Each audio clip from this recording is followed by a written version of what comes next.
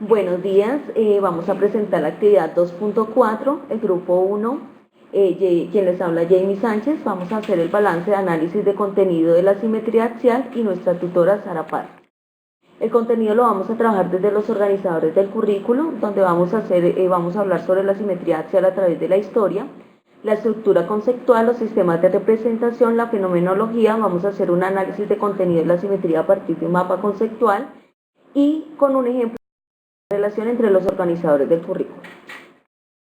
Bueno, inicialmente nosotros nos dimos cuenta que a través de la historia siempre se ha relacionado la simetría axial como símbolo de equilibrio, armonía y belleza, en donde se ha trabajado a partir de este concepto en la música, en la arquitectura, en las obras, en todo lo que tiene que ver con la parte donde se muestra la armonía y la belleza, inclusive en las estructuras modernas aún se trata de que tenga este sentido.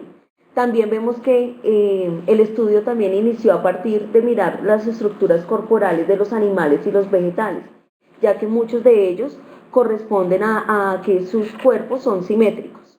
Entonces todo esto dio para aportes significativos a la parte conceptual y a la parte de representación, ya que todo se ha trabajado de la parte geométrica y de la parte gráfica. Entonces ha sido grandes aportes en la historia a los sistemas de representación y pues de allí también surgieron los fenómenos.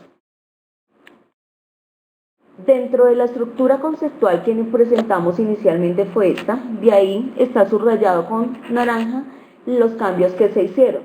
Nos dimos cuenta que cuando hablábamos del concepto formal e intuitivo estamos hablando de sistemas de representación verbal y simbólico, que cuando hablábamos se utiliza armonía, equilibrio, efectos visuales, estábamos hablando de fenómenos y de sistemas de representación cuando hablábamos de superposición y de medición. También nos dimos cuenta que las clases que nosotros habíamos determinado para esta estructura, cuando llegamos a la actividad 2.3 nos dimos cuenta que no nos servían, más porque no eran como clases aparte, sino como estaban íntimamente relacionadas, una como su estructura de la otra.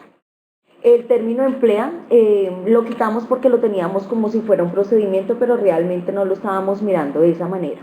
Entonces, finalmente nuestra estructura conceptual quedó de esta forma, en donde el concepto fue como los cambios más grandes. Entonces el concepto lo hicimos donde hablamos de que un punto P' es la imagen de otro punto P, que esto es a través de un movimiento en el plano que se determina por una recta y que esa recta es la que nosotros llamamos mediatriz, y esa mediatriz es la que finalmente muestra el eje de reflexión.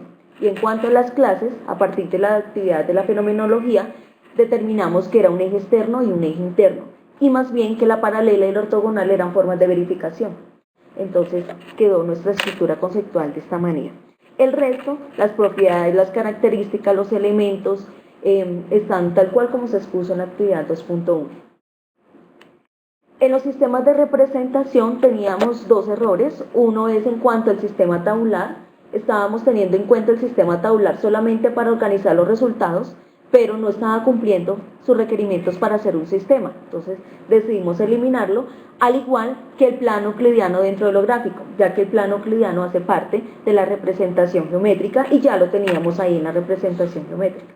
Entonces lo eliminamos como sistema gráfico y lo pasamos al sistema cartesiano. Entonces quedó nuestro sistema de representación con los sistemas que realmente pertenecen a la simetría axial, que son el simbólico, el numérico, el ejecutable, el gráfico, el manipulativo, el geométrico y el verbal. Desde ahí no hicimos más cambios, sino solamente eliminar el tabular y quitar el plano euclidiano dentro de lo gráfico. En la fenomenología, la parte estructural no le hicimos cambios, solamente hay un cambio significativo que es el término imágenes equivalentes, porque cuando colocamos imágenes teníamos la idea de mostrar que cuando se hace una simetría y el eje es interno, pues estaban reflejando unas partes, pero no eran dos imágenes como si fueran imágenes diferentes, sino que es una imagen que se divide en partes iguales. Entonces cambiamos ese término de imágenes equivalentes al término partes equivalentes, en donde lo mostramos como si fuera un solo objeto. En la parte de objeto reflejado no hicimos cambios significativos y solamente en la parte de la estructura, de tal manera que se pudiera distinguir cuáles eran los fenómenos que correspondían a cada uno de los contextos fenomenológicos. En cuanto al contexto PISA, siguen las mismas y las mismas subestructuras, que era eje de simetría interno y eje de simetría externo. Todo eso lo relacionamos en un análisis de contenido, en un mapa conceptual, donde no solo tratamos de mostrar como por aparte cada uno de los organizadores, sino relacionarlos entre ellos. Entonces, por ejemplo, nos dimos cuenta que en el concepto está íntimamente relacionado con el concepto matemático de la geometría euclidiana, entonces que es la parte central que está en esta parte, es el concepto euclidiano, y pues está relacionado con el concepto. Que cuando nosotros hablamos de que un punto P' es la imagen de otro punto P, estamos hablando del término reflejo que lo teníamos en el sistema verbal, y que ese reflejo se relaciona, o cuando yo hago una simetría, este reflejo conserva las características de la figura inicial, que lo podemos verificar a través del libro de los espejos y del geoplano, que cuando hablamos de que un movimiento es determinado por una recta y que se realiza con polígonos y en el plano cartesiano, pues esto lo puedo relacionar con la representación gráfica, y además que lo puedo verificar con lo ejecutable, que es GeoGebra. También encontramos que cuando hablo del eje de reflexión, que es la mediatriz, pues estoy hablando de una vez del sistema geométrico. En cuanto a las subestructuras, relacionamos dos de los ejemplos más significativos. Uno, cuando hablamos de eje interno, entonces mostramos cuando un ejemplo, un fenómeno de los que encontramos, y cuando era eje externo, a qué nos referíamos con objeto reflejado.